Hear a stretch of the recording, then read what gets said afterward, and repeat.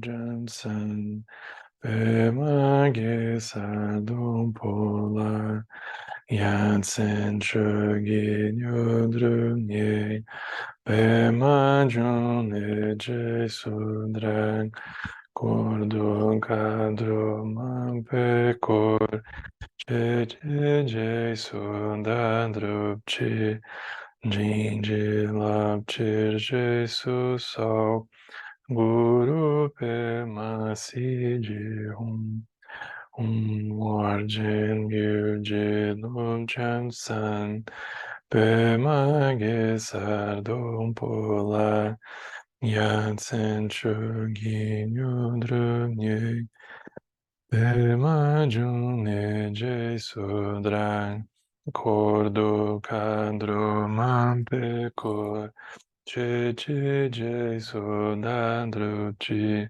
Jinji Lapchir Jesus Sol, Guru Pema Sinji Orjen Gyurje Lomjam San, Pema Gesar Dom Pola, Yatsen Shogin Yodrunye, Pema June Je Sudran, Cordo Cadro Mampecor, Je Sudandrupchi, Jinji Lapchir Jesus Sol, Guru Pema Siji Orjen Gyurje Lomjam San, Pema Gesar Dom Pola, Yatsen Shogin Yodrunye, Pema June Je Sudran,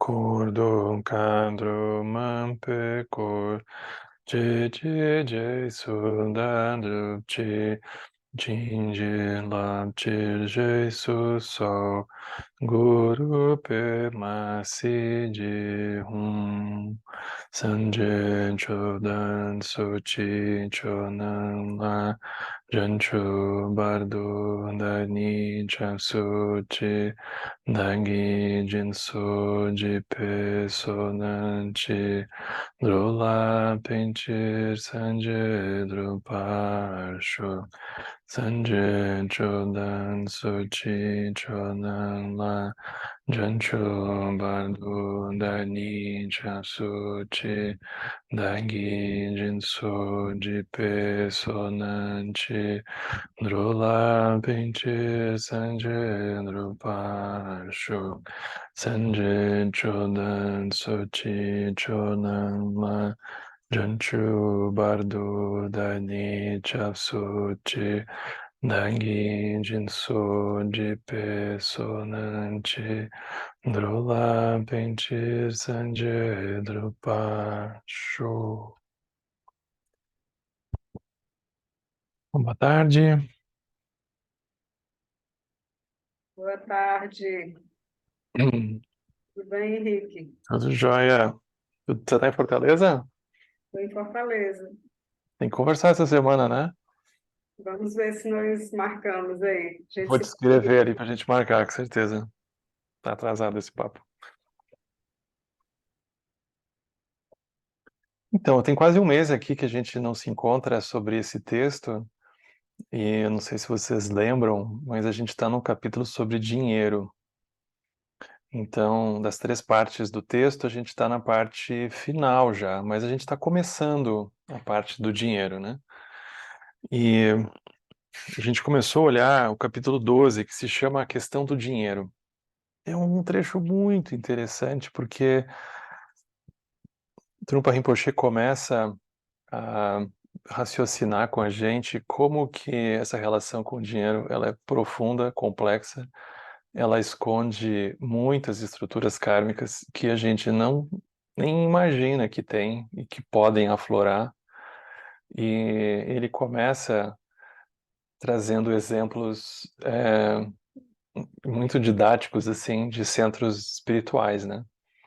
Então ele começa quase com uma brincadeira que para a gente atingir a iluminação, a gente precisa de dinheiro, senão a gente não consegue meditar. Aí quanto que custa para atingir a iluminação? É como se ele levasse isso ao absurdo para fazer a gente raciocinar que como que a coisa pode se complicar quando a gente começa a pensar exclusivamente em termos de dinheiro e não olha mais através do olhar da própria prática, né? Então ele vai trazer o exemplo de um centro espiritual qualquer, assim, que alguém, um amigo nosso, se propõe a ir lá passar um tempo meditando. E aí passa por todos os apuros possíveis, porque tem uma questão que se mistura de poder. Então ele vai mostrando como que a questão do dinheiro ela é muito profunda, mesmo dentro do caminho, porque ela vai manifestar também as nossas neuroses de controle, né? É um karma direto ali que vai brotar, especialmente quando a gente se coloca numa posição de aparentemente controlar o dinheiro, cuidar das finanças e assim por diante. A gente pode facilmente cair numa posição de poder, né? E aí a gente se sente capaz de autorizar se pode ou se não pode. Aí todo mundo vira ministro do STF, assim, rapidinho, da vida alheia, né? Dizendo o que que pode, o que que não pode. Então ele está dentro disso. Isso não é alguma coisa. Ele vai mostrar que, embora ele está aqui trazendo um centro espiritual, vamos dizer assim, como um exemplo, isso não está restrito. Mas isso não está restrito ao budismo, né? Como a gente pode imaginar, qualquer lugar que a gente olhar, a gente vai encontrar esses problemas. Ele está mostrando que, inclusive, os centros de prática, os centros de Dharma, os centros espirituais, religiosos, como for, eles também vão passar por essa dificuldade, que é como que a gente mantém o olho da prática dentro da necessidade de se movimentar no mundo, né? Então ele começa de um jeito bastante crítico, que é onde a gente parou no texto. Para quem tem o livro em português, é na página 180. Eu pensei se a gente leria de novo ou não, mas aquilo também sobe para o YouTube e fica gravado lá. Então, para quem acompanha por lá, daqui a pouco tem dois estudos iguais repetidos, né? Então, fica mais ou menos. Então, a gente aqui vai seguir do ponto que a gente parou, mas relembrando também um pouco esse ambiente, né? Esse ambiente de sustentação. E aos poucos a gente vai ficando com a sensação que não tem como resolver pelo dinheiro, que não é uma coisa que se resolve por dentro do dinheiro, mas é que a gente vai resolver pelo mérito. O mérito é diferente, é uma capacidade da gente de fato ter alguma coisa para oferecer, alguma coisa que alegre as pessoas e que as pessoas não só se sentem alegres, como elas se sentem tocadas em querer apoiar aquilo de alguma forma, porque elas sentem que aquilo faz bem, que aquilo é bom. E seria importante que aquilo seguisse sendo oferecido, estivesse sendo disponível e assim por diante, né? Então começa a surgir uma noção de mérito, que é o que de fato mantém vivo, né? Então na página 180, no último parágrafo, o Trungpa Rinpoche diz assim, por exemplo, é degradante pensar em vender o Dharma, vender os ensinamentos, em vender o Buda. Dharma significa verdade. Essa é a tradução da palavra Dharma, né? Quando os centros religiosos eles têm a máscara da verdade e a imagem do Buda, eles podem exibir a combinação das duas e vendê-la.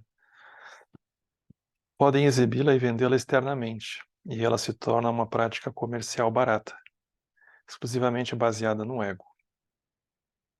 E o ego, ele quer a todo custo obter a sua recompensa. A ideia é, se eu fundar uma organização, será que eu poderia usá-la para me fortalecer ainda mais? Essa espécie de atitude competitiva, ela é alicerçada no ego e ela é enredada no dinheiro. Sempre que investimos o nosso ego, o nosso javali, né, a nossa identidade, numa fórmula determinada, a pergunta que nós estamos tentando responder é: quanto é que nós vamos ganhar com isso? Aqui parece que alguma coisa de um centro espiritual, mas se a gente parar para pensar, qualquer coisa que a gente faça, a gente tem uma noção do que eu vou ganhar se eu fizer isso, o que eu vou perder. Essa noção de perdas e ganhos, de lucro, né? É como se ela tivesse embutida dentro da nossa visão. Então, é como se ela permeasse as nossas relações afetivas, ela permeasse a nossa disposição de fazer prática. O que eu vou ganhar se eu fizer isso? Então, é uma mentalidade, é como se o javali, né, o que ele vai chamar aqui de ego, ele tem uma noção de ampliação, de lucro, né, de acumulação. Então, tem um olhar utilitário nesse sentido. Quanto é que eu vou ganhar com isso? E o empreendimento, ele acaba facilmente assumindo um caráter econômico, o que resulta num processo de total desilusão espiritual e na venda da verdade por dinheiro. Nesse tipo de ambiente, surgem automaticamente complicações nas relações entre as pessoas envolvidas na organização, porque fundamentalmente ninguém liga para elas. Ou seja, as relações estão em segundo plano, esse é o problema. Tudo o que importa é o dinheiro. Todo o foco está concentrado em fazer a comunidade, a instituição, se transformar num empreendimento próspero, que tem uma aparência externa digna, capaz de impressionar as pessoas.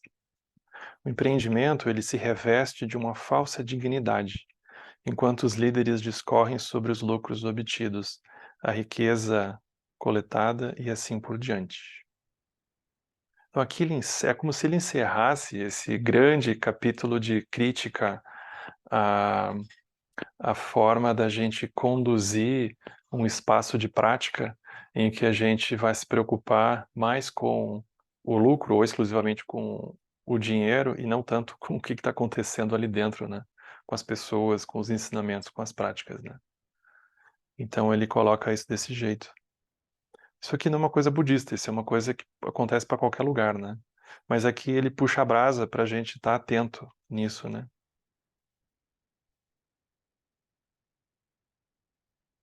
Então, isso aqui é uma coisa interessante, porque a gente vai ver que se a gente tem pouco dinheiro, a gente tem problema de quem tem pouco dinheiro. Se a gente tem bastante dinheiro no centro, a gente tem problema de quem tem bastante dinheiro no centro. O problema ele vai estar sempre presente. Então, por exemplo, se um centro tem muito dinheiro, ele vai ter um problema que as pessoas vão ficar provavelmente um pouco neuróticas, onde é que vai se gastar aquele dinheiro. E aí, para instalar uma lava-jato e querer fiscalizar cada centavo, e aquilo começar a abalar a confiança nas pessoas, é muito rápido. Então, se tu não tem dinheiro, tu também acha que não consegue fazer nada, aí as coisas também parecem que não andam. Então, é muito contraditório esse olhar do Sansara para esse tema. É muito interessante.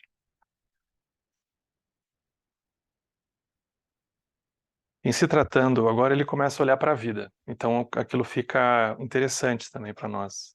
Porque é como se dialogasse de maneira mais objetiva com a gente. Ele diz assim: em se tratando de uma atividade corriqueira, de ganhar vida, por exemplo, o dinheiro ele não é um problema. Por exemplo, a gente pode se sentir inspirado a fazer um determinado trabalho. Nós gostaríamos de conseguir um emprego interessante, isso é bom. O resultado do emprego interessante é que nós ganhamos algum dinheiro sem deixar de gostar do trabalho. Esse seria o melhor cenário, né? Depois de acumular certa quantia, a nossa concentração ela pode começar a se afastar do trabalho e se mover na direção do que nós podemos fazer com o dinheiro. Pensamos em destinos de viagem e passamos a calcular se poderemos ir de primeira classe ou se teremos de nos contentar com a classe executiva ou econômica. São essas as preocupações que surgem. Porque não é que as preocupações elas desaparecem, elas trocam. Elas passam a ser outras, com uma cara mais sofisticada, mas elas continuam. É isso que ele está chamando a atenção, né, da gente. Então, é um samsara que ele vai se infiltrando, né, por dentro do movimento. É muito curioso.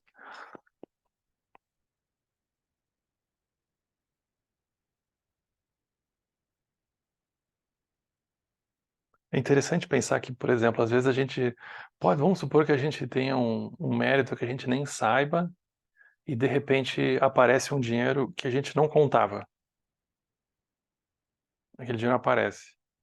É muito interessante, porque como ele é um dinheiro que ele vem por fora da curva, é muito provável que a gente gaste ele de um jeito um pouco displicente. Porque é como se ele não tivesse a nossa conexão com a nossa energia, com a nossa vida, ele não tem alguma coisa que a gente sinta que tem um peso ali.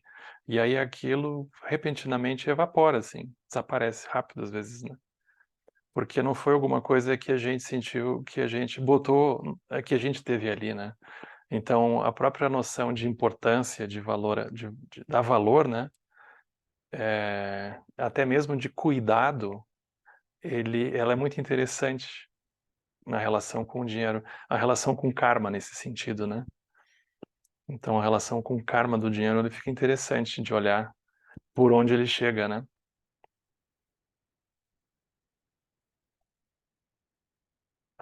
Por exemplo, Trumpa diz assim, né? Enquanto nós estamos trabalhando, antes de efetivamente acumular uma boa soma de dinheiro, o nosso processo de trabalho, ele pode parecer muito criativo. Quando nós recebemos o dinheiro, ele nos parece pouco importante. Isso aqui é uma reflexão muito importante para a gente fazer. Se a gente está realmente focado num fazer alguma coisa, aí quando chega o dinheiro é como se não encaixasse, né? E tu pega aquele número e tu tenta encaixar ele dentro do todo da energia, da mente, da vida, e é como se a conta não fechasse, né? Não cabe uma coisa dentro da outra, é um pouco estranho. Se a gente olhar de uma maneira mais fria, assim, é como se não batesse a conta. Simplesmente ganhar dinheiro em troca de trabalho não tem graça. Dinheiro é apenas um pedaço de papel nas nossas mãos e a gente não sabe o que fazer com ele. Imediatamente queremos trocá-lo por qualquer coisa que seja mais criativa. Mas isso é muito difícil pelo simples fato de que a gente tem que considerar a nossa situação financeira.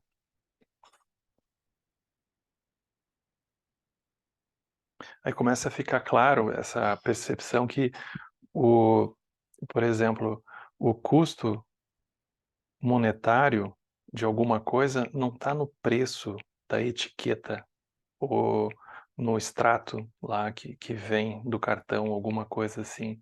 Mas o custo de algo está no tempo de dedicação da nossa energia, da nossa mente, da nossa saúde, do nosso corpo naquilo. Esse é o preço daquilo, não é o valor, né? Então, o valor ele é mais subjetivo do que a gente imagina, porque ele está ligado ao tempo, à intensidade, né? A própria densidade da nosso espírito que a gente botou ali, e não tanto o número, né? Então, isso que ele está fazendo a gente olhar, né? Olhar de uma forma mais sutil para isso, não tão grosseira. Porque teve um tempo ali que a gente dedicou para conseguir obter aquilo. O valor é o tempo, não é o número. O valor foi o tempo, foi a dedicação. Aí a gente começa a olhar o preço de algumas coisas em troca da dedicação que ela vai nos custar, né? De dedicação exclusiva, de dedicação de energia, de dedicação de saúde, né? E assim por diante. A reação do ego à presença física do dinheiro é curiosa. Suponhamos que eu segure uma cédula de $100, ou R$ 100. Quer ela seja de 100 libras, 100 euros ou $100, não faz diferença. Você tem uma reação quando vê essa cédula, uma reação psicológica imediata.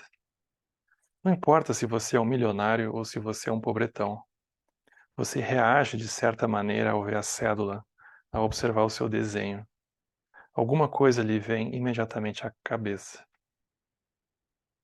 Isso é o materialismo psicológico. Então, isso aqui é um exercício que ele está convidando a gente a fazer, né?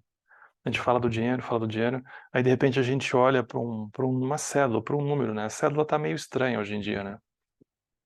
Outro dia eu fui no mercado pagar com uma cédula, a caixa me olhou, chamou o gerente, eles foram olhar a cédula, porque todo mundo paga com Pix, paga no cartão. Eu me senti o mais analógico da Terra ali, pagando aquilo com uma cédula.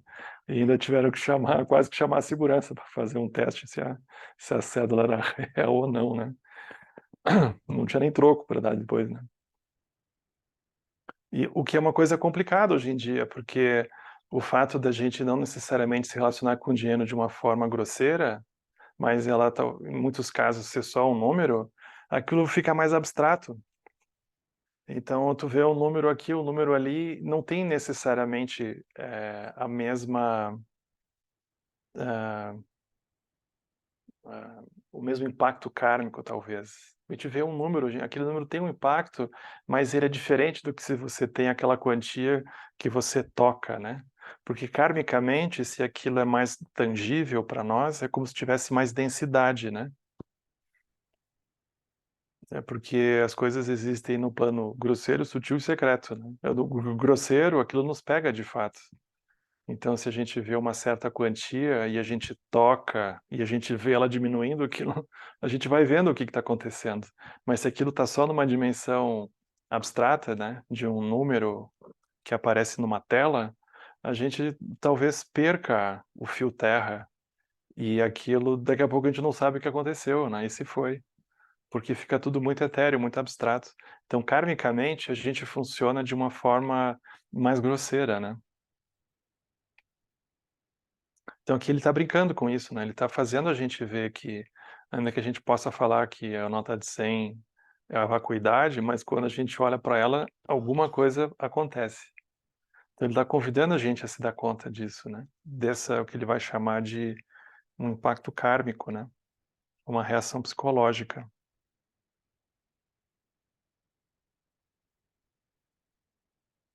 Aí ele diz: trata-se de uma reação bastante tola, não é?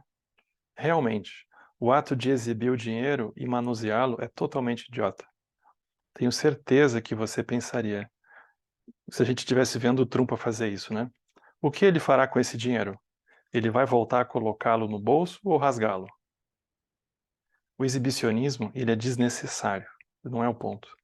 Apenas por segurar uma cédula de US$ 100, você percebe as implicações psicológicas desse ato. Antes, quando você estava trabalhando, o trabalho podia ser muito criativo.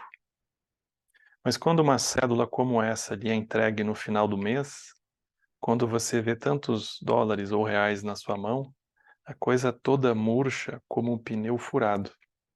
O resultado parece decepcionante. Você trabalhou para ganhar isso. Todo mundo entra em crise, né? Quando começa a pensar desse jeito. Você trabalha para ganhar isso, né? Aí foi um mês de vida, né? Você podia estar meditando, podia estar em retiro, podia estar isso, aquilo.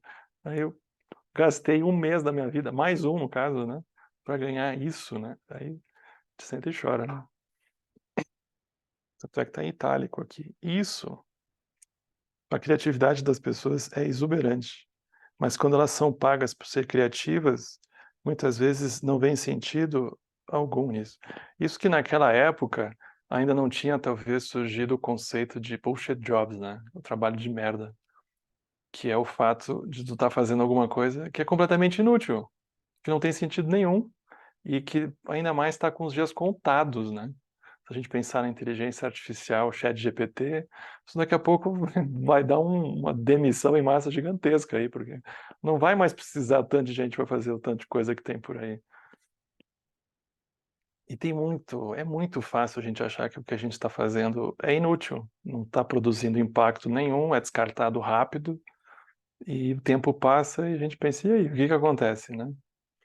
Então, naquela época talvez não tivesse, né? Isso aqui tem uns 50 anos que foi, Trumpa estava comentando, né? Não que isso já não existisse naquela época, né? Mas eu acho que é uma visão mais recente, né? Que a gente tem. E, então isso também é um complicador que a gente pode encontrar, né? Então ele está aqui, a criatividade das pessoas é exuberante, mas quando elas são pagas por serem criativas, muitas vezes elas não veem sentido algum nisso. O dinheiro, ele é a recompensa do processo criativo, mas uma recompensa muito unidimensional, muito mesquinha, muito pobre, na verdade, né? Pobre não de valor, porque no fundo não tem preço, né? Por isso é triste reduzir forças criativas a termos monetários. É terrivelmente triste, é até um sacrilégio. É muito chocante, mas muito fascinante. As atitudes psicológicas que podem ser aqui observadas, elas são extremamente interessantes. Então ele começa a olhar os karmas que brotam na relação com o dinheiro, né? Assim, até mesmo socialmente, né? Então ele diz assim, por exemplo, para as pessoas que o possuem, né, o dinheiro representa um potencial para governar o mundo.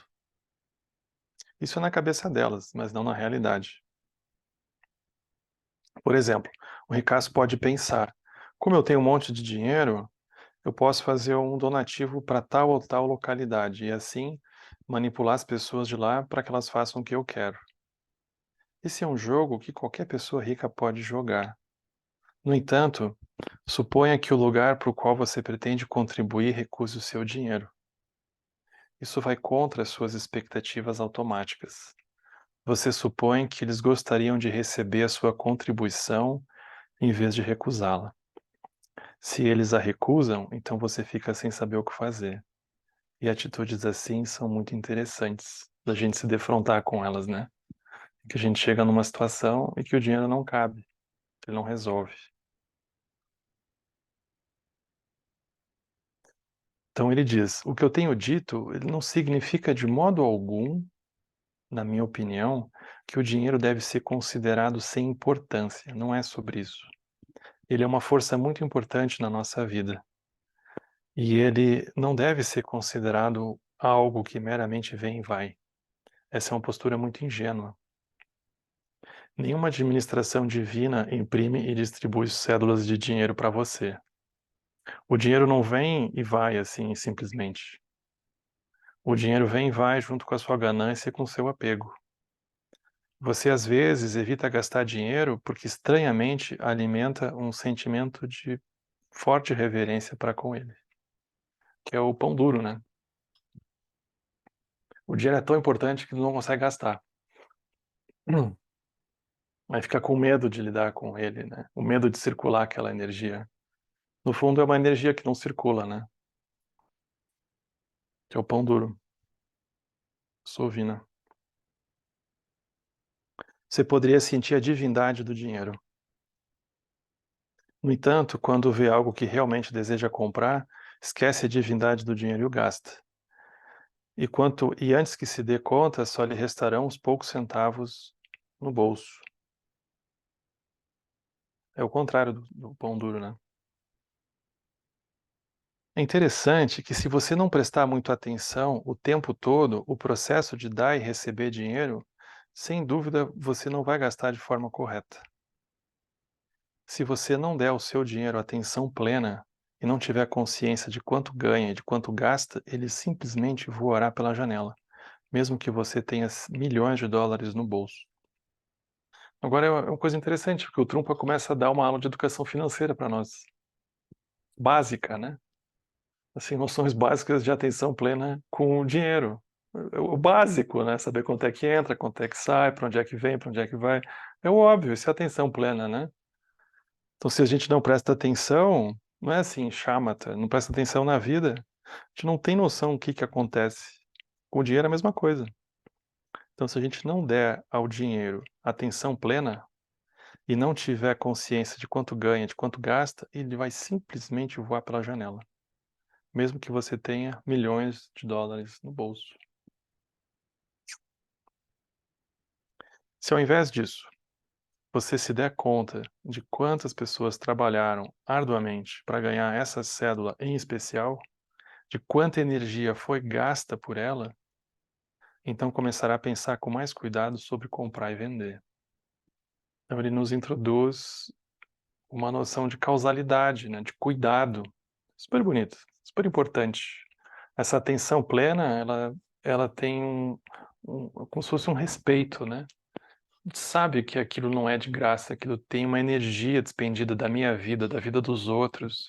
As coisas que eu comprar, eu sei que elas têm um impacto também. Elas têm um impacto ecológico, elas têm um impacto humano, elas têm impacto em vários níveis. Aí a gente começa a prestar mais atenção, mas eu preciso realmente ou não preciso? Isso aqui, como é que fica? Então tem um olhar mais cuidadoso que começa a surgir, né? Ele não vai dizer o que fazer, o que não fazer, ele só vai dizer, veja, né? Preste atenção. Então ele diz, nesse momento, a gente começa então a desenvolver um relacionamento com o dinheiro. Por quê? Porque é uma outra relação na qual podemos ver quanto da nossa energia nós desperdiçamos.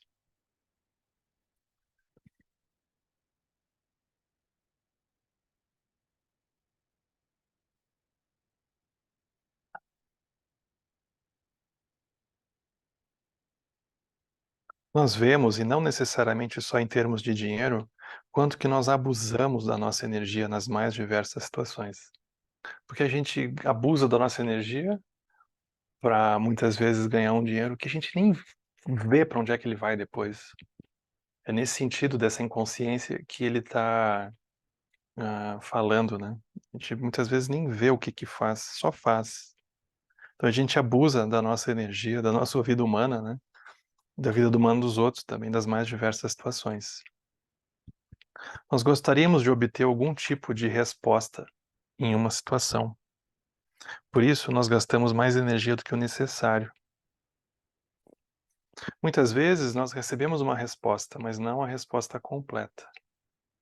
Então ele diz: aqui o dinheiro ele representa um princípio de energia, com o qual você pode se conectar quando tem consciência de quanto está gastando. Então o dinheiro é um princípio de energia. Isso aqui é bonito de contemplar, porque no fundo é isso mesmo. É um princípio de energia. Quando a gente olhou aquele capítulo do karma familiar, ele voltou para esse ponto, porque ele estava mostrando como que esse princípio da energia, parte da neurose, vem da própria forma que a gente aprendeu a lidar com o dinheiro ou com o controle e assim por diante dentro da própria família, né? E como que isso foi também sendo desenvolvido, amadurecido dentro da nossa própria trajetória, vamos dizer assim, até a vida adulta agora, né? E como que isso se perpetua. Então aqui ele convida a olhar para o dinheiro como um princípio de energia, com o qual você pode se conectar quando tem consciência do quanto está gastando. Aí ele diz assim: não é bom pensar, se eu gastar mais, eu vou ganhar mais. Não. Coisas assim, você não vai ganhar mais. Caia na real. Você precisa descobrir a causa dos seus gastos, bem como a dos ganhos. A causa das suas despesas é muito importante. Você tem uma sensação de equilíbrio e amor, ou emprega a sua energia com o fim de obter poder sobre outra pessoa e fazer-lhe exigências. Esse tipo de dispêndio de energia, num certo sentido, é uma moeda espiritual em si própria, a qual se traduz no mundo pelo dinheiro. Isso aqui é muito interessante de olhar também. Um dispêndio de energia, que no certo sentido é uma moeda espiritual. A gente está oferecendo um pouco da gente para o outro, né?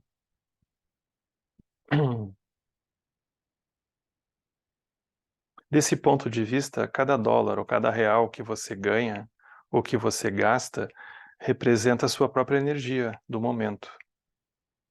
Se você abusa do dinheiro, se você o joga fora gastando distraidamente, então você está desrespeitando a sua energia vital. Você perdeu a noção de quanta energia você precisa gastar para obter um pacote de um produto qualquer. A gente não sabe, né?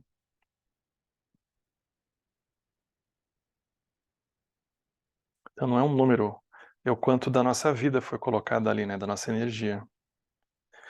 Se nós examinarmos o problema por esse ângulo, descobriremos que a nossa maneira de lidar com o dinheiro depende de uma característica básica do nosso estado de espírito. Devemos encarar o problema sob a ótica do dispêndio de energia e de como vamos dar a essa energia um uso adequado. Obviamente, comunicação e intercâmbio ocorrem o tempo todo. Como usar isso? Então, aqui ele coloca uma coisa interessante, porque é uma forma de, quando a gente está lidando com dinheiro, não só é uma forma de troca, mas é uma forma de comunicação também. É muito interessante como a nossa sociedade ela chegou num ponto de loucura, porque nas sociedades tradicionais, as pessoas que eram consideradas as mais ricas, se a gente for lá as sociedades indígenas, as pessoas mais ricas eram as pessoas que eram capazes de oferecer mais. Quanto mais a pessoa era capaz de oferecer, mais ela era considerada rica, como se a pessoa fosse um super roteador. Ela distribuía sinal para todo mundo. E aquilo era o sinal de riqueza. E aqui inverteu, né? Para nós é a pessoa que consegue juntar mais. É o oposto. Ele está dando no que está dando, né? E, então tem esse texto que é super bonito, né? Do Marcel Mauss, que chama O Espírito da Dádiva, né? A tradução dele. O espírito da dádiva é muito interessante porque ele vai falar das trocas nas sociedades tradicionais não capitalistas, né? Um texto que já tem uns 100 anos, pelo menos, ou mais, né? O Marcel Mauss, é muito bonito isso. E aí ele vai falar dos diferentes tipos de dádiva. As pessoas sempre trocaram coisas, mas aquelas coisas que elas trocavam, elas mais claramente, as relações eram vistas dentro das coisas que eram trocadas.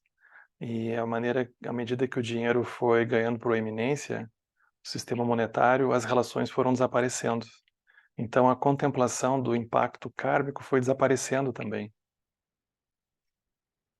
Então isso é interessante, porque o que o Trungpa está tentando fazer a gente contemplar aqui é uma dimensão sutil kármica da nossa energia, da energia do outro, das relações das relações humanas e assim por diante, né? Dentro desse processo. Como usar isso?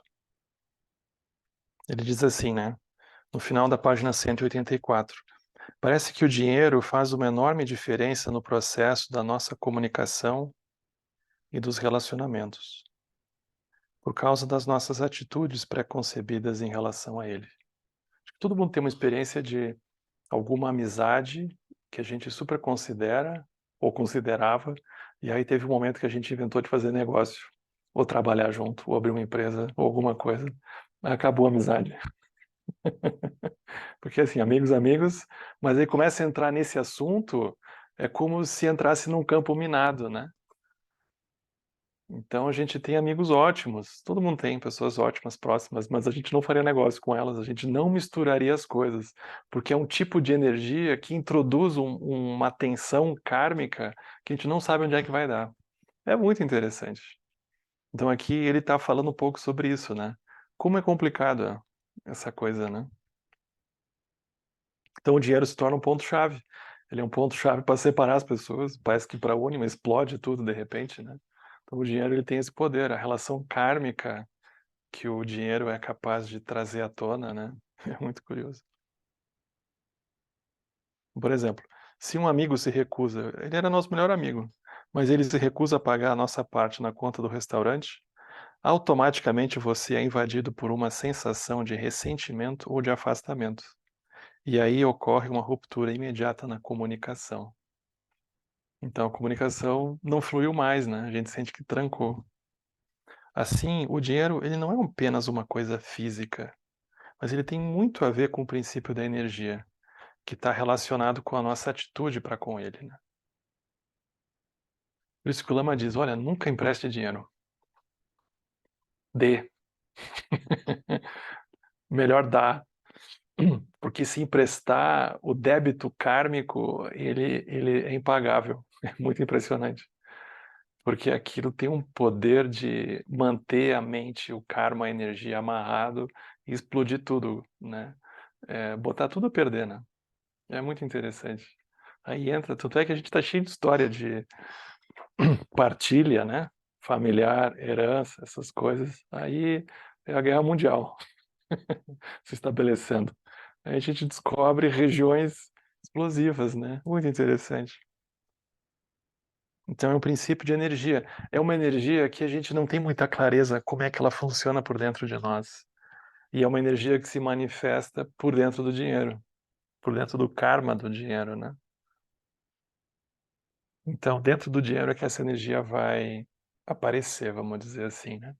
E que é uma energia vital nossa, porque a gente considera que a gente parou a nossa vida para trabalhar, a gente deixou de fazer coisas que a gente gosta para trabalhar, a gente trabalhou para empresas ou para organizações ou para instituições ou para pessoas que a gente não gostaria e a gente ganhou uma coisa ali que a gente nunca concordou e de repente o outro ainda pega e vai embora? Como assim? Tá jogando a nossa vida fora, né? Ele está olhando para muitas implicações assim psicológicas aqui que estão envolvidas dentro desse processo, né?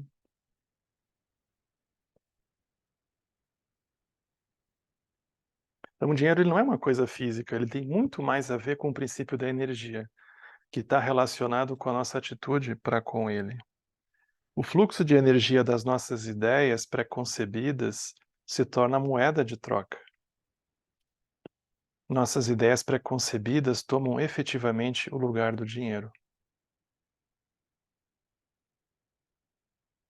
Por isso, a questão do dinheiro se torna a questão da forma como você se relaciona com a energia das suas ideias pré-concebidas.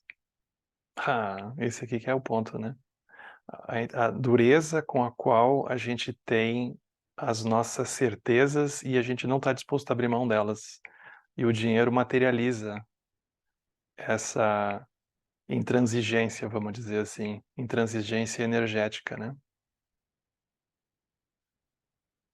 Nessa situação, o dinheiro ele está relacionado com o orgulho do nosso ego, do nosso javali, bem como com o gasto de energia do nosso ego, do nosso javali. Aí a gente começa a pensar, sim, agora eu vou ser trouxa?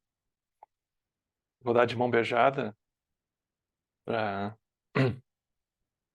esse preguiçoso aí que não fez nada e agora vai ganhar tudo? Não, peraí. Aí começa a aparecer tudo, né?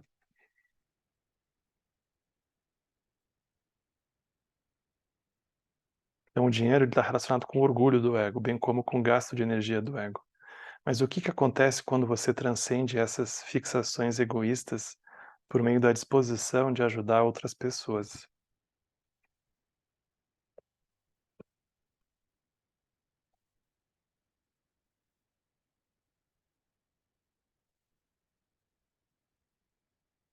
Nesse caso, quando você assume o ponto de vista da abertura e do espaço, você não pensa em termos de dinheiro de modo algum. Em vez disso, produz riqueza a fim de libertar outras pessoas que pensam em termos de dinheiro. Você pode fazer isso oferecendo a alguém uma xícara de chá, um pedaço de bolo, uma caixa de chocolate. Se você pagar por uma xícara de chá, o dinheiro não entrará nisso de modo algum. Será apenas uma xícara que contém chá e água quente. Tudo depende das pessoas. Algumas pensam em termos de dinheiro, e isso são ideias preconcebidas, ou em termos de coisas reais. Se você pensar nas coisas comuns tais como elas são, em vez de relacioná-las a um valor monetário, você destruirá a ideia conceitualizada do dinheiro. Estabelecerá uma comunicação verdadeira, que acarreta a redução do ego. Que é a gente olhar para alguma coisa e a gente sabe que aquilo tem um preço, mas como que seria olhar para aquilo sem o preço? Como é que aquilo que está na nossa frente pode ter um número, né? O que que tem a ver o número com o que está na nossa frente? A gente só segura o que tem na nossa frente. Não precisa pensar no número naquele momento, né?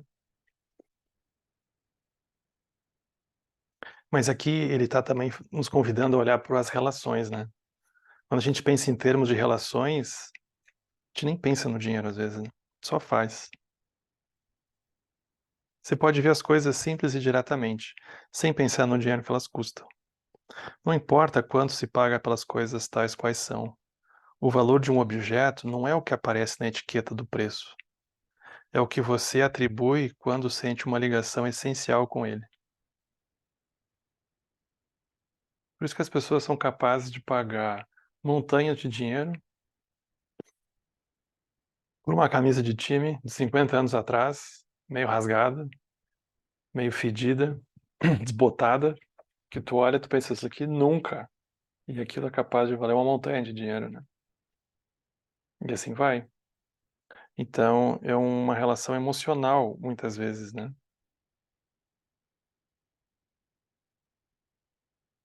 O que é completamente absurdo, né? Quando a gente para pensar. Eu tenho uma amiga que ela trabalhou com moda há muitos anos, né? E ela estava me contando que essas grandes grifes internacionais, né? Elas, elas têm essa, que é uma coisa mais recente, assim, do sistema capitalista, que é essa ênfase na exclusividade, em que aquilo é só para você. Então, é como se isso fosse o grande filão, né? Então, tá me contando que uma dessas grandes grifes de bolsas, por exemplo, elas têm uma produção, às vezes, de 100 bolsas. Ponto. E aí você consegue alguma coisa que só você tem. Ninguém mais tem. Ou 100 pessoas têm, mas o número ninguém fica sabendo, porque aquilo é tão exclusivo que você não fica vendo uma gôndola, assim, uma arara cheio daquilo. Você vê uma. E essa exclusividade é o que faz você pagar. Só que ela trabalhava nessa empresa. Então ela diz que tudo é feito na China hoje, né? Mesmo as coisas de grife, assim, tudo é feito na China. E aí as fábricas chinesas diziam, olha, a gente não tem como fazer 100 unidades. A gente vai fazer 10.000, no mínimo. Ah, então tá, então vocês façam 10.000. Aí eles faziam 10.000, 900 eram 9.900 eram jogadas fora, eram queimadas, e as outras 100, então, eram colocadas para circular e para vender. Aí sim a gente tem a exclusividade. Aí você paga não pelo objeto em si, né? Mas você paga por um processo que é completamente fantasmagórico, assim, da exclusividade, que a gente não consegue localizar ele direito, né? Então, a relação com o dinheiro, ela vai mostrando camadas kármicas nossas, né? Muito impressionantes. Então, aqui é o que ele está dizendo. O valor do objeto não é o que está na etiqueta, é o que você atribui quando você sente uma ligação essencial com ele. Mas também é importante e significativo simplesmente dar algum objeto de presente. Ele pode não valer nada do ponto de vista monetário, mas ele talvez seja muito precioso devido a um contexto emocional, por exemplo. Para desenvolver o desapego do dinheiro, você não precisa propriamente cortar os seus gastos. Tudo depende da sua atitude com respeito ao dinheiro, conforme perceberá ao ver as pessoas comprando coisas. Então ele cita um exemplo aqui, né? Ele diz assim: se as pessoas, por exemplo, estiverem comprando diamantes numa joalheria, seus rostos, ao escolher negociar uma pedra, apresentam uma expressão muito definida, pré-concebida, resultado de uma atitude mental absolutamente fixa. Seus movimentos revelam o que querem. A transação toda é cuidadosamente ponderada. No entanto, se você tiver um monte de dinheiro e desejar comprar diamantes, você não precisa negociar com tanta meticulosidade. Se viu um diamante que deseja, simplesmente desembolse o dinheiro e compre. Pode custar muito, mas isso não significa que você tenha que transformar a aquisição num cavalo de batalha, atribuindo muita importância, ou maior importância. Não gaste suas ideias preconcebidas. Nesse caso, as ideias preconcebidas, elas são expressas em termos do sistema monetário, e o peso dos seus preconceitos é o valor. O número de camadas de preconceito que você está depositando sobre a situação é o que você está gastando. Quando gasta, você sente a perda de um preconceito, mas adquire outro devido ao preço que acabou de comprar. Muitas vezes, essa é a atitude que está por trás de uma transação de compra e venda. Ela tende a transformar tudo numa herança de família. Sua origem é a seriedade e a falta de senso de humor. Tal é a base da evolução da evolução desse tipo de sistema monetário. Nenhum senso de humor. Quando você vê uma cédula de grande valor, você não encara ela com senso de humor. Pensa, que viagem, né? Como é que isso aqui vai, tem 100 alguma coisa aqui dentro, né? Que alucinação é essa agora que as pessoas estão tendo? Que loucura. Não tem a capacidade de parar, porque é muito sério tudo. É tudo muito sério. Isso que ele está dizendo. É como se fosse um local do Sansara que o senso de humor não entra na relação com o dinheiro. Então, quando você vê uma cédula grande, de grande valor, você não encara com senso de humor. Você encara com solenidade, o que de certa forma chega a ser muito embaraçoso. Lidar com dinheiro se torna um jogo muito sério, solene e cheio de significado. Mas se você tem senso de humor, nada disso acontece. A cédula pode ser qualquer coisa, até um simples pedaço de papel. É interessante vê-la como apenas um pedaço de papel acrescido de significado. O mero contraste entre o pedaço de papel e o seu significado já desperta o nosso senso de humor. Percebemos a leveza e o peso ao mesmo tempo, mas poderíamos assumir uma atitude completamente diferente, mais leve, né?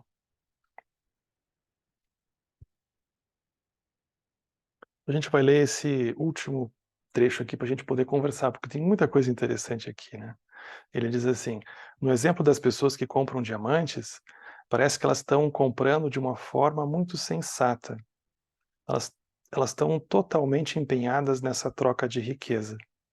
Uma pessoa está vendendo um diamante e a outra está pagando milhares de dólares por ele. Essa troca aparece nos seus rostos. Elas parecem bebês prestes a receber um delicioso sorvete na boca. Há nisso uma enorme concentração de sentimento.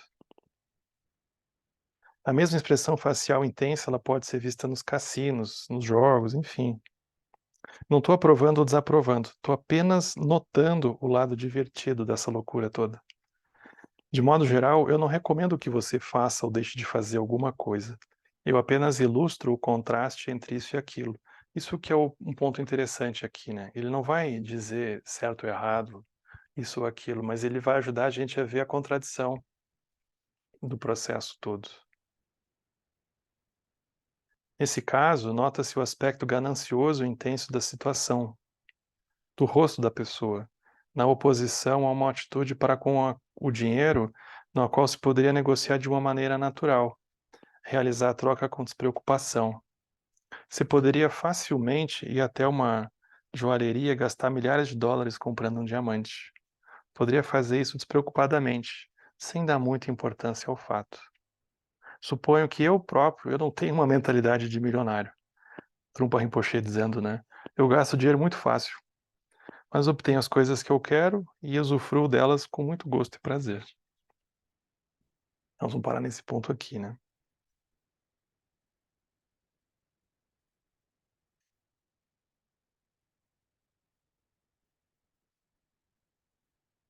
Esse capítulo ele é grande e ele tem muitas camadas, né?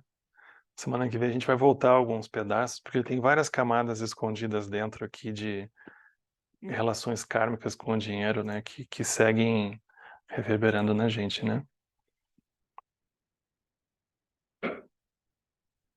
Mas é muito interessante parar para pensar com essas visões aqui, sem que necessariamente seja em termos de certo e errado, né? Mas que a gente está acendendo uma velhinha na nossa relação com o dinheiro, essa relação neurótica, né? Kármica, que invade a gente e é como se desligasse um disjuntor e de repente a gente não sabe mais o que está acontecendo, né? É muito interessante.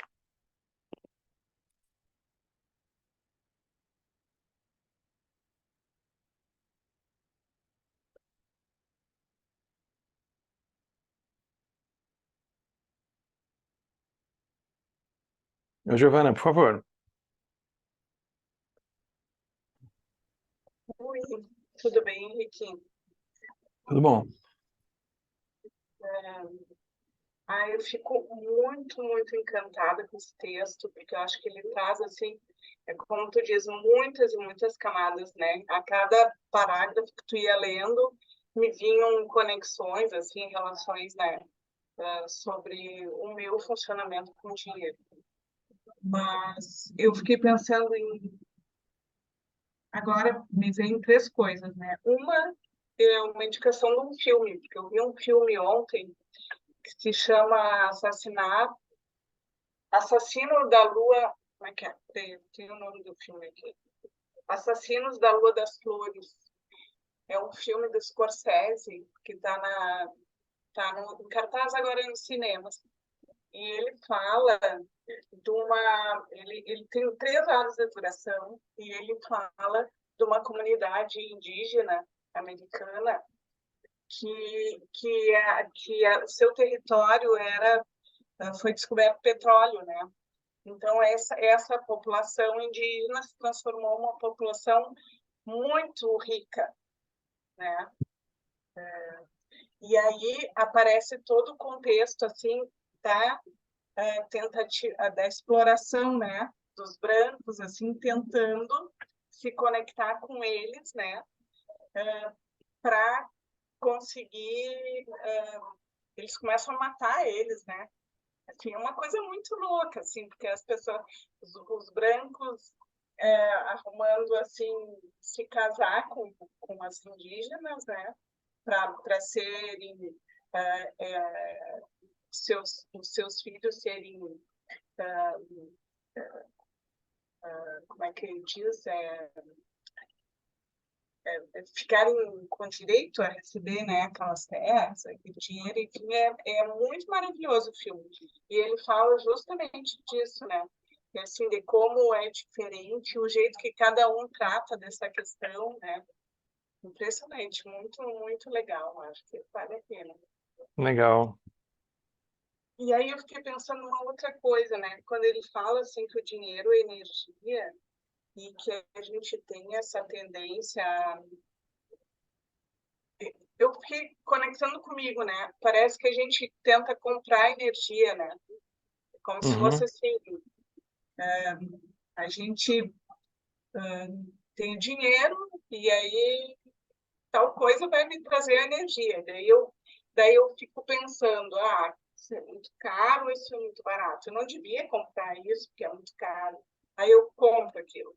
Imediatamente eu compro e vem o sentimento de culpa porque eu gastei aquele dinheiro todo naquilo que nem me trouxe aquela energia, né?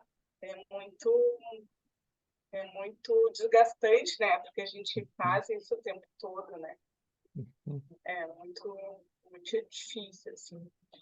E, e o que tu estava falando sobre o dinheiro físico, né?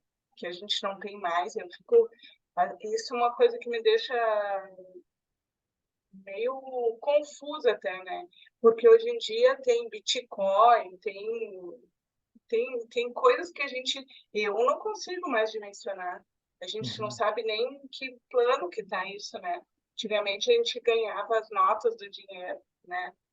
E depois foi para o banco, para o virtual. Hoje está né, num, num nível que a gente nem tem noção, né? Que mexe demais. E por último, eu me lembrei quando tu estava falando assim dessa questão de se a gente pudesse trocar, né, e deixar de dar aquele valor para o dinheiro e trocar para a energia que a gente pode mexer, né? Eu me lembrei de um exemplo de uma amiga que ela estava contando que no final do ano ela e um grupo fazem um amigo secreto, que é um amigo secreto das coisas que têm valor para si, né? Então, assim, normalmente faz o amigo secreto que a gente aspira a ganhar alguma coisa, que é uma coisa já que perdeu a graça, né? Então, eu dou uma sugestão de uma coisa que eu quero muito e espero que o outro me dê aquilo que eu quero, né? E aí todo mundo, assim, tem muita frustração naquele meio. Aí ela disse que assim, o amigo secreto deles é assim, ó, eu escolho Ninguém pede nada. Eu escolho uma coisa que é cara para mim. Então, que eu tenho um livro que eu adoro, esse livro aqui do Trumpa, e eu vou oferecer ele para alguém. Então, meu amigo secreto vai receber algo que talvez para ele não tenha tanto, né, tanta energia assim, mas que para mim é muito cara, né? Eu achei interessante, achei bem bonito. É um bom golpe no karma. Legal.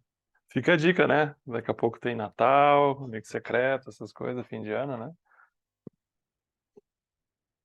Obrigado, Giovana.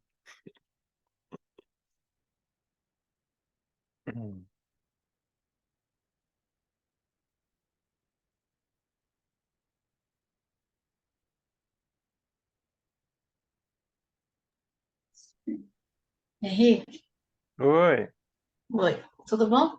tudo. Esqueci de levantar a mãozinha. Oh, eu acho que é interessante, né? Todo mundo tem seu momento de vida com dinheiro, né? Um momento familiar, um momento estranho, um momento bom. Agora, é interessante de ver como você. Eu acho que, não sei, eu acho que todos os karmas possíveis passam pelo dinheiro. Todos. Talvez, assim, pouco deve escapar, porque tudo é um valor, né? Tudo é uma troca, tudo é uma forma de pagamento. Mesmo quando você não paga em moeda, muitas coisas você está pagando de alguma outra forma. Então, assim, quando ele fala em dinheiro, que é o seu pagamento, por exemplo, de um trabalho, o pagamento que você faz por uma peça, por alguma coisa, e aonde você espelha aquele valor, né? Por exemplo, se eu vou comprar uma bolsa que só mais 99 tem, é porque aquilo me qualifica no lugar que eu quero ser vista, né? Agora, os valores, aquilo que você dá também como pessoa, também qualifica você. Aí é que eu não sei se eu, assim, como é que eu posso olhar para isso de outra forma? Porque para mim hoje, na minha vida, conta muito os valores que são trocados pessoais, né? O dinheiro é lógico, mas os pessoais, para mim, têm muito mais valor. Então, quando ele fala aqui da moeda, ele, de alguma forma, depois, eu não sei se ele entra mais na parte do que você dá de fato, daquilo que você considera valor, e não o dinheiro. Sim, tu dá a tua atenção para a pessoa, né? Pode não outras coisas, né? Que não tem preço, né? Nesse sentido, acho que tu tá falando, né? É, mas que você, de alguma forma, a menos que você seja desapegado realmente, você vai quantificar isso. Uhum. Eu acho que a questão não é o quantificar ou não, é o quão sério a gente vai ficar ao quantificar, sabe? Hum, Quão preso que a gente acaba ficando ao número. Ele tá como se ele estivesse dizendo que, por um lado, não tem como escapar disso, hum, mas a questão é não ficar preso ao número que a gente mesmo eventualmente coloca naquilo, né? Aí tu tem que dar um presente para alguém. Aí quanto é que tu vai gastar? Eu vou gastar 10, eu vou gastar 50, eu vou gastar 100. Aí, quanto vale a pessoa para mim? Aí já começa uma coisa neurótica, né? Mas se a gente é. esquece que a gente que está criando a própria régua, aí a gente fica preso à régua que a gente criou, mas no fundo aquilo não tem sentido. Uhum. Então é como se Nada no fosse final vai olhar, ter é sentido. como se fosse olhar com mais leveza para isso, né? Porque no fundo não tem como resumir ao número aquele. É um pouco isso que ele está Uhum. tentando desvincular, né? Mas dentro da praticidade do mundo não tem como evitar também, né? Mas isso passa por um olhar mais leve, então, né? Tem que passar por um olhar mais leve. Tem que, o que ele vai chamar de senso de humor, né? Ele sempre volta para essa expressão. Uhum. É. O dinheiro retira o senso de humor, né? Porque ele é Muito. sério, ele é muito sério, né? Ele é muito sério. Uhum. Ok. Obrigada, querida. Obrigado. Oi, Tamara. Oi, Henrique, gente. Boa tarde. Vocês estão me ouvindo? Sim. Então tá. Eu fiquei pensando naquela questão que ele sempre bate nessa tecla, né? de que o dinheiro é como se fosse uma forma de comunicação, assim como ele falou também do trabalho e do sexo, que aí ele fala que a comunicação é uma troca e que a gente sempre tem que lembrar disso e que todas as trocas também são comunicações. Aí eu fiquei só pensando nisso, assim, aí eu fiquei pensando no trabalho, que cada trabalho, a comunicação é uma forma de linguagem, né? Uma forma da gente se comunicar é uma linguagem. Cada trabalho também tem uma linguagem própria, né? As pessoas da área de direito têm uma linguagem, as pessoas da área da medicina, da TI, cada um tem uma linguagem. No sexo também, os casais, cada um se comunica de uma forma, eles têm um jeito de falar, de tratar o Uhum, namorado, o marido, sei lá. E também os amigos, né? Não pensando só em sexo, mas os amigos também, as amizades têm linguagens próprias, a gente consegue se entender de uma forma especial. uhum, E o dinheiro também, cada país tem a sua moeda, né? Então eu achei que isso era uma forma de pensar sobre isso. E aí, quanto mais línguas, entre aspas, a gente souber, mais chance a gente tem de conseguir se comunicar melhor. E aí eu também pensei que tem, tipo, linguagens universais, né? Como a gente tem, por exemplo, os gestos. A gente pode estar em qualquer país. Se a gente faz tal gesto, todo mundo te entende. Ou expressões faciais, ou a linguagem corporal. Tem algumas coisas que meio que dá certo para qualquer coisa.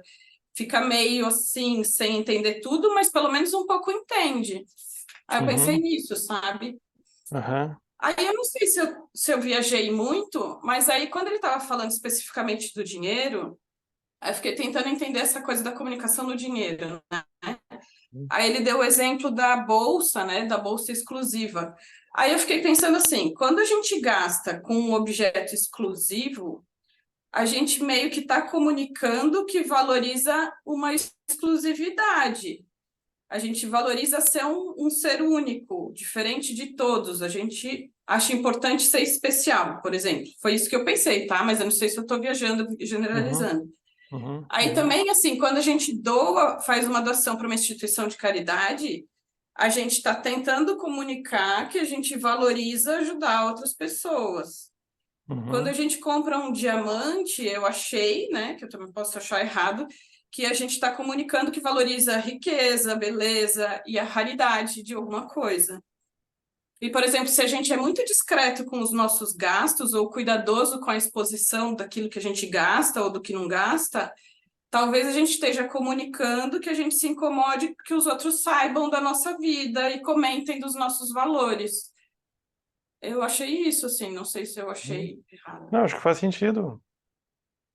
E tem coisas particulares que é interessante de perceber, né? Eu lembro quando fui à Índia e perguntava o preço de alguma coisa, e aí quando eu dizia tá bom, eu via que o vendedor ele ficava com uma cara muito frustrada para mim. Aí eu fui entender que é um povo que há milhares de anos eles são negociantes, então eles gostam de negociar. Então, por exemplo, se pedir pichincha não é visto como uma coisa degradante ou alguma coisa que você está diminuindo a importância, que é uma coisa que a gente aqui às vezes pode associar, né? Tu vai pedir um desconto, alguma coisa, tu não está valorizando, tem um politicamente correto às vezes envolvido, né? Ou tem uma malandragem. Mas lá eu fui me dando conta que para eles era um sinal que tu realmente estava interessado. Então, o lance, às vezes, não era nem vender, era tu ficar ali 2 horas gastando aquele inglês macarrônico dos indianos ali, que é difícil de entender alguma coisa, porque tinha um interesse envolvido, tinha uma conexão, tu tinha outras coisas ali que estavam acontecendo, né? E é uma coisa muito específica de regiões da Ásia, né? O Lama conta que quando o Lama levou o Rinpoche ali na área de Três Coroas, né? Aí o dono da área.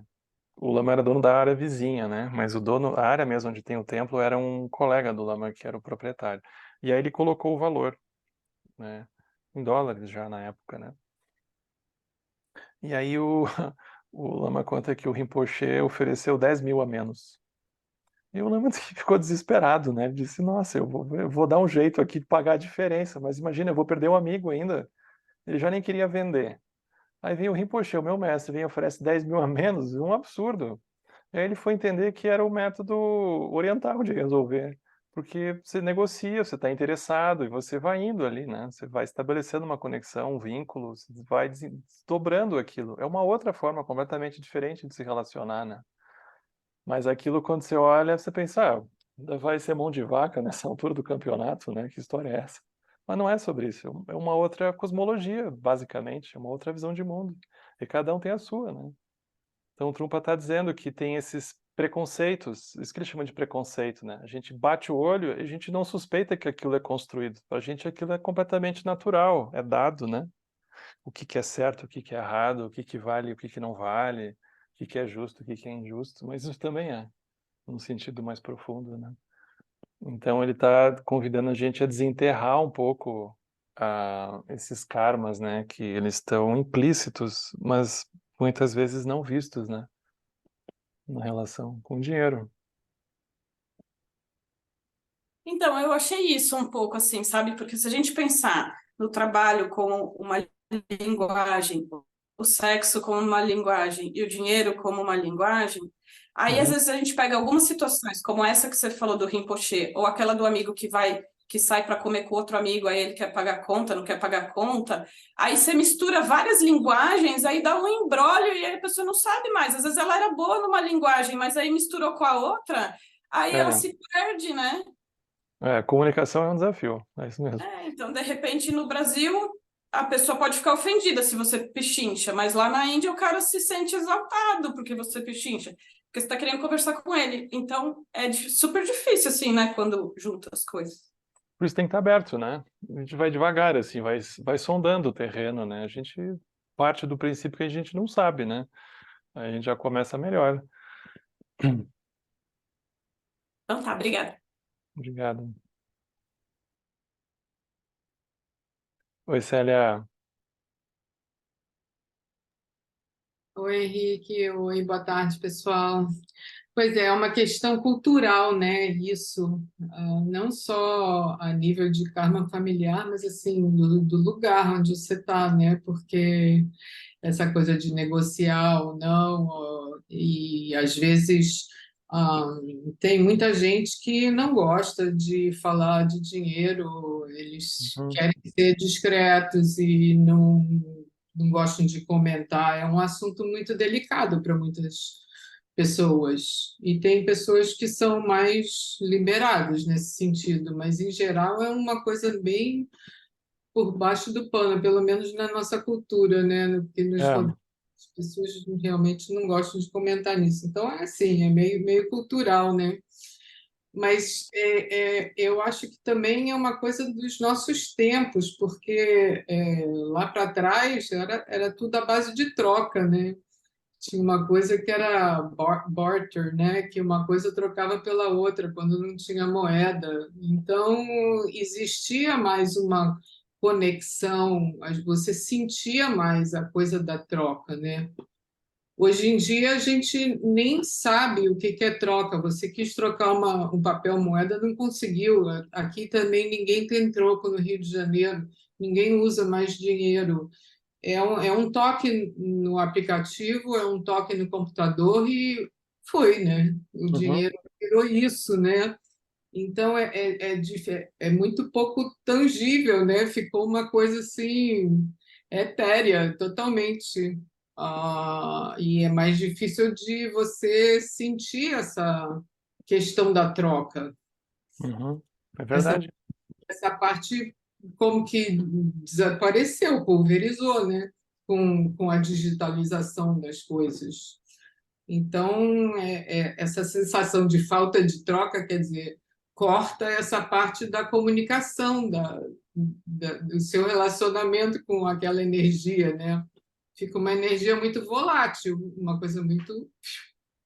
Foi. Então, é bizarro isso. Agora, eu achei muito interessante dele ter falado sobre o humor, né? E a seriedade e a solenidade quando se fala de dinheiro, né?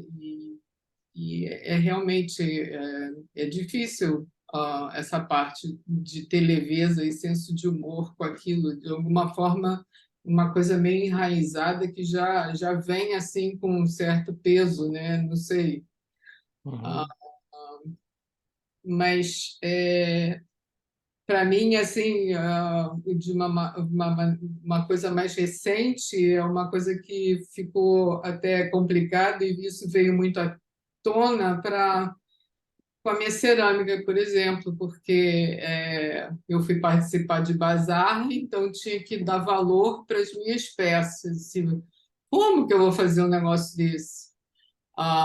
Como que eu vou valorizar o tempo e a dedicação e tudo que está envolvido ali de material e o meu suor de aprendizado ali todo num potinho? Como é que eu vou fazer isso?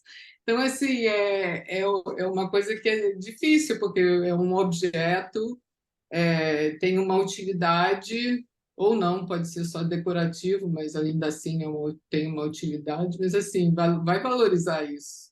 É Uhum. complicado, né? Eu apanhei com isso. E também não faz sentido você fazer o preço igual de uma outra pessoa que tem uma outra situação completamente diferente da sua. Então, assim, é uma coisa que também está sendo um aprendizado para mim nesse momento de valorizar as minhas pecinhas lá, que é uma coisa assim bem diferente para mim, que eu nunca fiz, nunca vendi nada, então é bem bizarro isso. Ah, Uhum. Uhum. e vem esse turbilhão de coisa na cabeça, né? Ah, o quanto que eu valho, o que eu Uhum. devo cobrar, será que merece? Pô, tá super bem feitinha essa daqui, até que vale um pouco melhor, não sei o quê. Demorou mais tempo para fazer, ou seja, é todo uma elaboração mental sobre aquilo, é muito interessante. Então, Entendi. veio bem a calhar aqui. E a outra coisa que me chamou também bastante atenção e foi bem a colocação foi importante é de que quando a gente não tem conexão com o dinheiro, a energia como ele vem é a mesma energia como ele vai também. Uhum. Uhum. Porque se você não tem a conexão, aquilo vem e vai fácil, porque você não valoriza da mesma forma. E isso eu achei também uma coisa que já aconteceu comigo anteriormente, em outra etapa da minha vida, e dá para ver claramente isso, que é por aí mesmo. Então, uma riqueza mesmo, uma abundância de informação e uma riqueza esse material aqui. Tem Então, um, tem um documentário no YouTube que se chama, em inglês se chama Born Rich, Nascido Rico, vamos dizer assim, né? Ele tem legenda. E ele é feito por eu acho que ele é herdeiro da Johnson Johnson, dessa grande companhia, né? E eu acho que ele é uma dinastia, assim, acho que ele é a quinta ou sexta geração.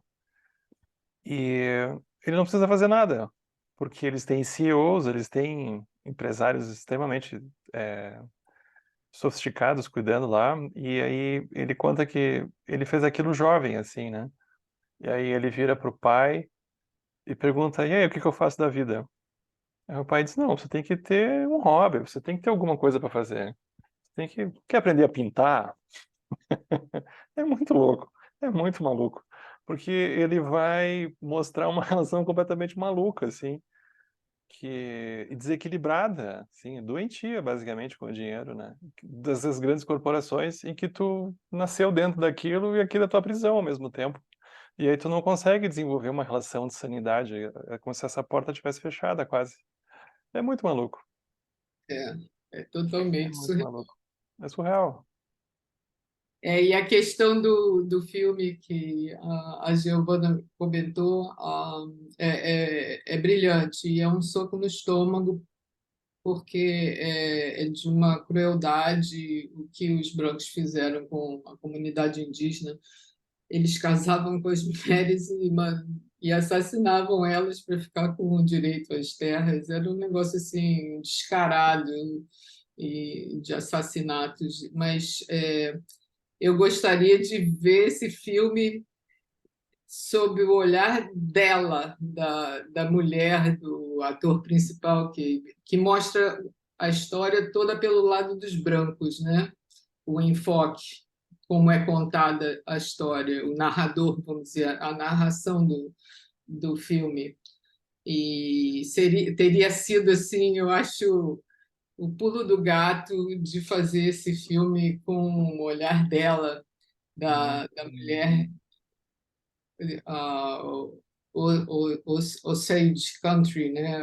Osage, que é a tribo que morava ali. Muito interessante mesmo, vale a pena. Legal, vou procurar aqui Alto Paraíso no cinema. Se eu Valeu. acho. Obrigado. Obrigada, tchau. Pegou água na boca agora.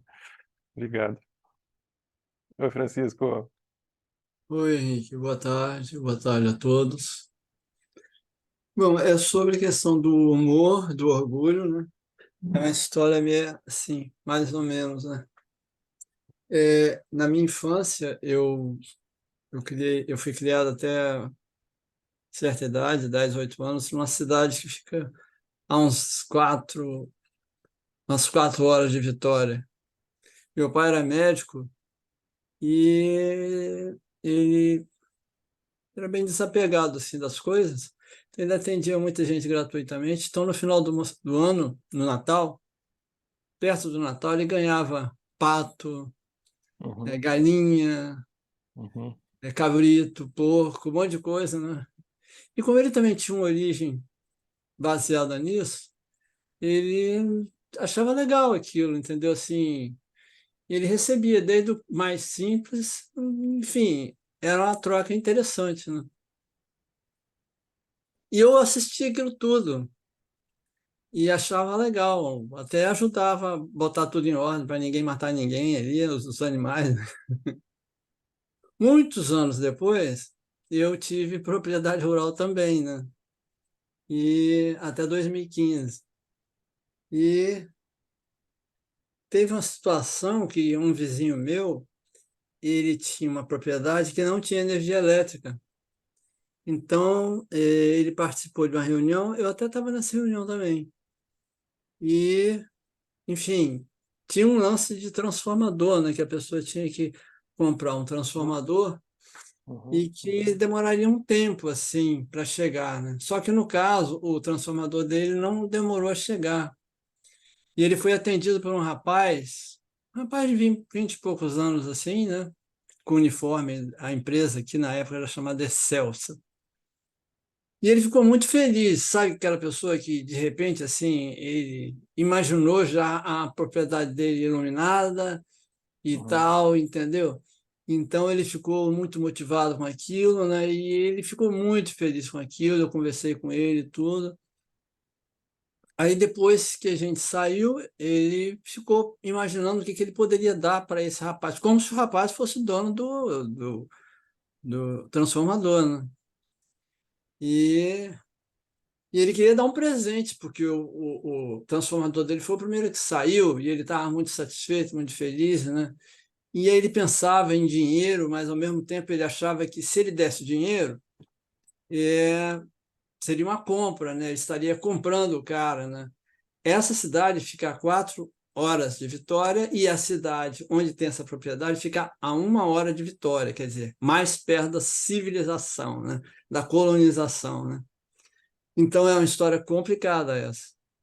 Então, o que ele fez? Na visão dele, bastante interessante, ele chegou num açougue e comprou uma quantidade de carne absurda, um pedação de carne, só carne de primeira, aquela peça que pouca gente tem dinheiro para comprar, né?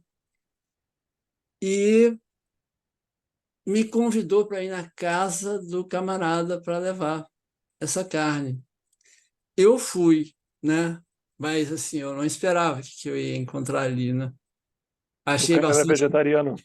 Não, Não, não era vegetariano. O cara era carnívoro, gostava de cerveja e tudo mais, só que é um cara da cidade, né? Aí ele chegou com aquele embrulho de presente de carne imenso, né? E falou que era um presente, já que ele foi atendido primeiro que todo mundo e tal, né? Aí o cara, você está pensando o quê? Que a gente está passando fome aqui? Que a gente está morrendo de fome? E tal. Rapaz, foi uma cena assim. Eu vi ele botar a mão na cintura umas 3 vezes, assim, porque eu acho que ele teve vontade de encher a cabeça do camarada de bala, né? Mas assim, foi uma situação muito constrangedora. Aí eu tive que entrar no meio e falar: não, não, foi um mal-entendido e tal, entendeu? E foi uma situação muito difícil. Assim, ficou uma tensão. E era um presentão, entendeu? Porque se fosse outra cidade, vamos supor que fosse lá na cidade de onde eu morava, aquilo seria como se tivesse ganho na loteria, entendeu? Mas como era mais perto de Vitória, então virou aquele clima horrível, né? Então, quando falou de orgulho e de humor, né?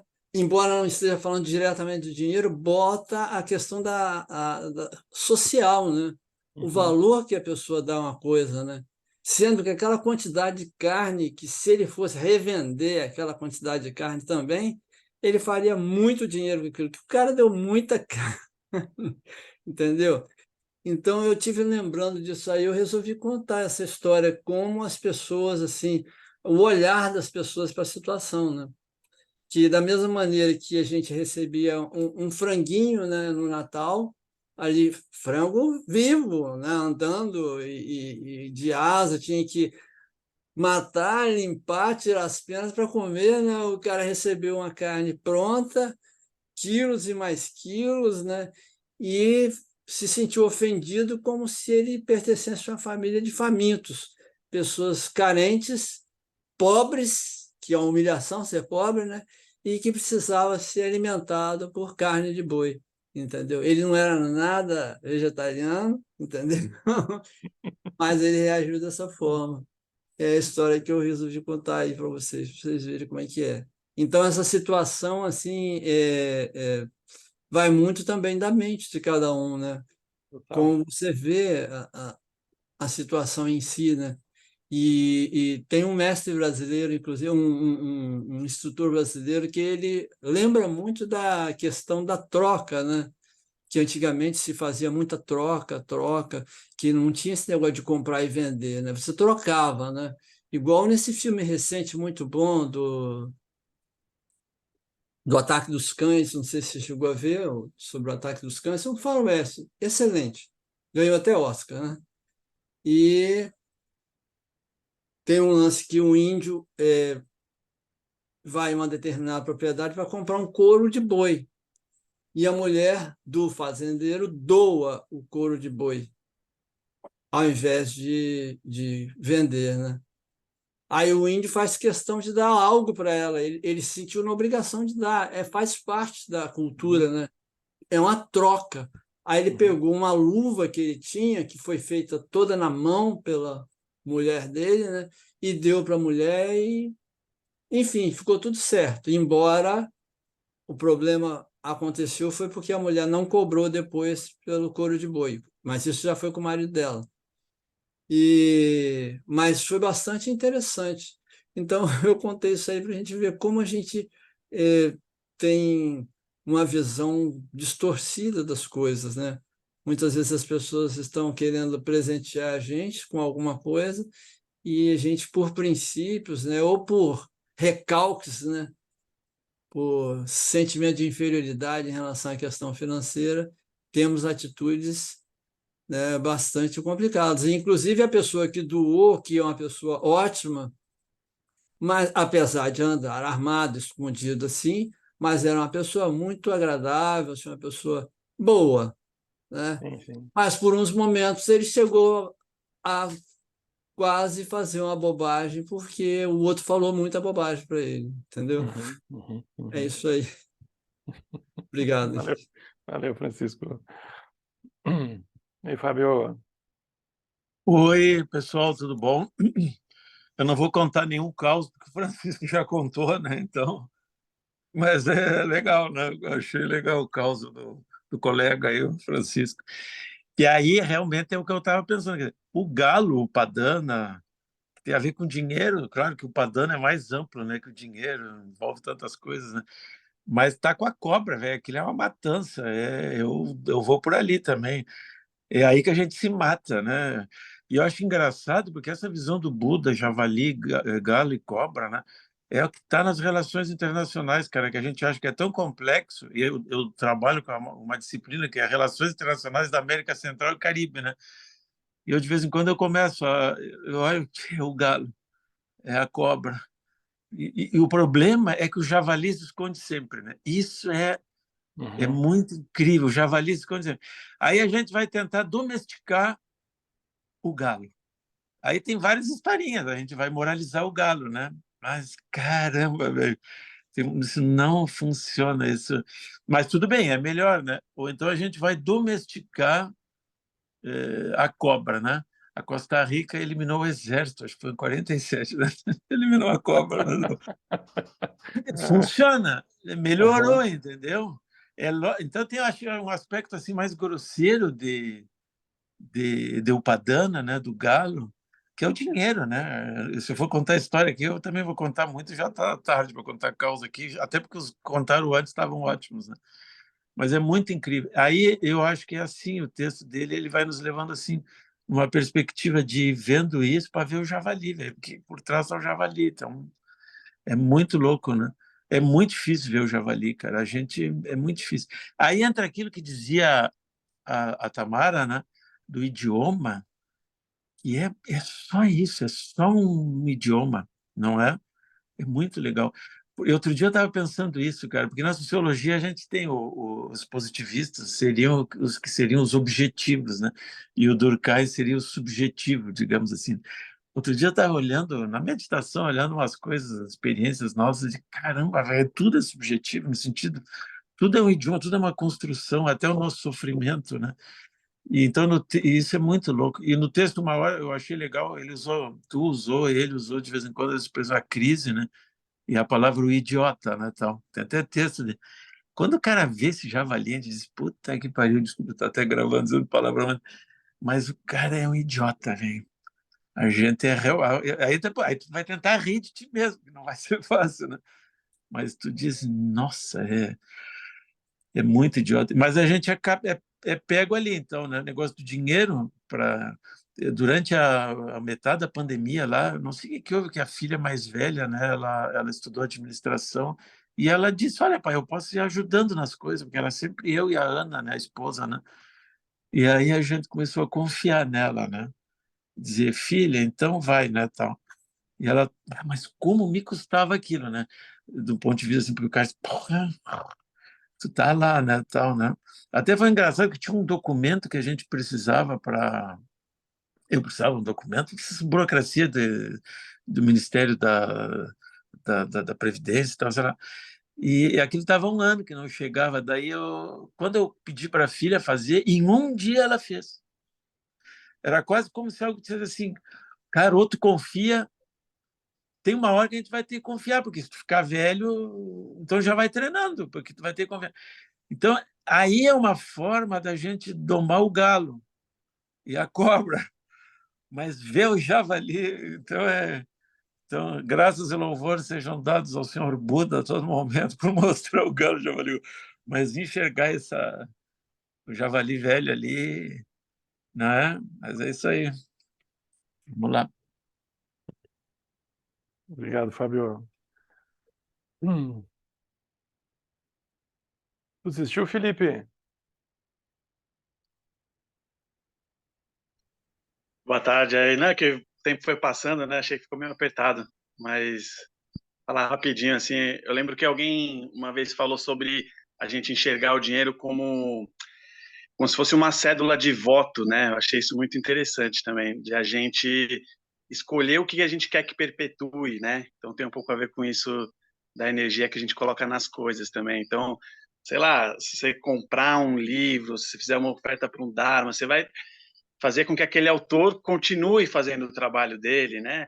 Ou que os mestres continuem. Se você gastar no McDonald's é um voto ali para que aquilo se perpetue, na Coca-Cola, que aquilo se perpetue, né? Eu achei um jeito interessante de olhar assim também, né?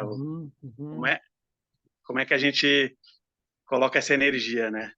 E assim, todo mundo já falou aí, mas eu acho muito legal ressaltar essa parte da vacuidade do dinheiro, né, cara? Acho que é uma pérola que a gente tem assim para olhar. Fiquei imaginando essa parte, um cara comprando 1 milhão de diamantes, né? Que energia que está envolvida naquilo. Tanto o cara que está dando os diamantes, né? Que sei lá onde ele foi no garimpo, o que ele passou para ter aqueles diamantes, tanto para o cara que está gastando todo 1 milhão que ele e assim, como que aquilo tudo é vazio, né, cara? Como que só tá um bolo de energia ali nas cabeças e aquilo tudo assim é uma loucura mesmo, né? É uma loucura. E aí esses dias eu fui também, né, pagar um funcionário, eu recebi algumas coisas em dinheiro, fui guardando o dinheiro, mesma coisa, né? Não sabia o que fazer, fui guardando. Aí um dia eu falei assim, não, preciso gastar isso aqui, né? Daqui a pouco vai mofar e tal. E aí eu peguei o dinheiro e fui pagar um trabalhador que faz extra lá, assim, né? E eu pago os funcionários, salário, tal, no Pix, né? Dinheiro grande e tal. E aí eu fui pagar o cara em dinheiro. A hora que eu fui dar, sei lá, acho que era 2.000, se eu não me engano, em nota para ele, até eu fiquei meio assim, parecia muita coisa, assim, sabe? Tipo, eram 20 notas de 100, assim. Falei, meu Deus, como que não queria dar, assim, sabe? Senti uma coisa, um certo apego, porque falei, meu, faz quanto tempo que eu não vejo 20 notas de 100 juntas, né? Quando tem uma na carteira, assim, parece que dá uma coisa, né? Você fala, não, tem uma nota de 100 na carteira, então eu tô tranquilo. Se qualquer problema que tiver, se for num lugar que não aceita cartão, aí tava eu ali dando 20 notas, um dinheiro que fazia tempo que eu não via um bolo, assim. Enfim, só compartilhando, né? Realmente como é abstrato aquilo, né? E como que quando é grosseiro parece que o karma brilha mais, né? Mais denso, né? Parece que é mais denso, né? Uhum. É muito interessante. Só um exemplo aí, pegando carona no Felipe aí, que ele estava dizendo, né? Deixa eu te contar uma coisinha bem rápida, muito curta, né? Uma vez estava na Itália, né? E estava com a filha mais nova, né? Tal. E nós fomos numa casa lá, e o cara nos ofereceu vinho, né? E eu sabia que vinho era, né? Quando ele chegou, eu li o rótulo ali, tá. Terminamos de comer e a filha deixou assim como um dedinho de vinho no cálice, né? Tinha um restinho. Eu não me aguentei, né? Acho que eu sou pão duro também, né? E o pão duro, geralmente, ele acha que ele é espiritualmente superior, né? O pão duro, ele se autolegitima religiosamente, ele é mais santo que o gastador, mas em suma. Aí tinha um dedinho de vinho no cálice da filha, eu disse, filha, falei baixinho para ela, termina, por favor, aquele vinho. Por quê, pai? Porque com aquele restinho de vinho, tu pode comprar a bicicleta mais cara que tiver por aí. Porque o preço da garrafa é tal. Claro, eu tomei porque me deram, eu não sabia nem o que fazer na hora. Então, isso é tudo, como dizia a Tamara, é muito subjetivo, são idiomas, é muito louca a coisa. Não tem objetividade. Olha, a objetividade eu acho que é 0% mesmo. O resto, meu Deus, não tem. É uma viagem mesmo. Meu Deus. Oi, Erika. Ah, Oi, desculpa. eu fiquei com Obrigado. vontade de falar rapidinho. Desculpa, vocês terminam. Desculpa, cortei, pulei vocês aqui também. Não, eu só ia terminar falando um pouco se isso tem a ver com a intersubjetividade das bolhas. Assim, seria o dinheiro algo que a gente define e acorda entre todo mundo e sonha junto, né? Isso é um...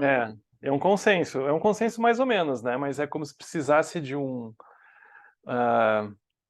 mínimo de consenso dentro dessa loucura subjetiva, tem que ter um mínimo de consenso para a comunicação acontecer, porque senão tu não consegue fazer nada, né?